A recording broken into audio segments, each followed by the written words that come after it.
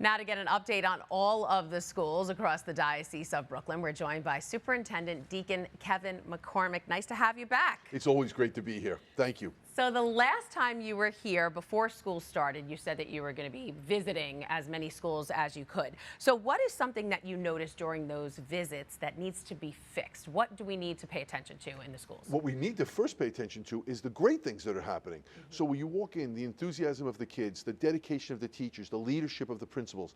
So I want to make sure that the narrative is clear that great things are happening. Are we where we need to be?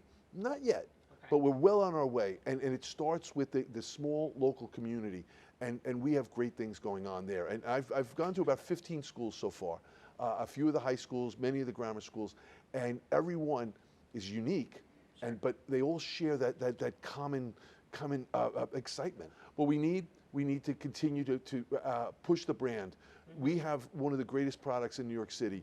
We're not selling it enough. We need to remind parents and grandparents and the community at large that this is something worth investing in. Absolutely. And you also mentioned the last time about teachers' salaries, that they needed to be higher. Is there any movement on that yet? Are we seeing salaries raised? So no, I don't have the money in the bank yet, but we've spent time. I've spent time with people at St. John's to begin to talk about this issue with some of the leaders in New York City. So my counterparts in Manhattan, the Bronx, and Staten Island, as well as in Rockville Center, Nassau, and Suffolk. We met with them and we started to talk. So we're moving the ball down the field. It's on people's radar. It's on the bishop's radar. It's on our radar. So we are moving it down. And hopefully in a few months I can tell you, bang, this is what we got. Yeah, and now when you talk to the teachers and the parents, I'm sure you've seen a few of them, what are their biggest concerns about the schools? Safety is huge with parents. I mean, that's clear. We live in a post-9/11 world, and so that's always going to be an issue. And I'm proud to say that our schools have safety plans, they have emergency plans, they're in contact with the local precinct, the local firehouse. So we're in good shape there, and we're always vigilant. We never say, well, that's done. We're always on top of that. The second thing they want is a Catholic identity and excellent academics. And those are the two things that we pride ourselves in. Sure. And now there are 3 schools that are being recognized right now as schools of distinction by Cognia, which is a nonprofit that evaluates schools. They include Sacred Heart Catholic Academy in Bayside, Our Lady of Fatima School in Jackson Heights, and Incarnation Catholic Academy in Queens Village. Tell us, why is this such an honor? Well, Cognia is an accreditation program.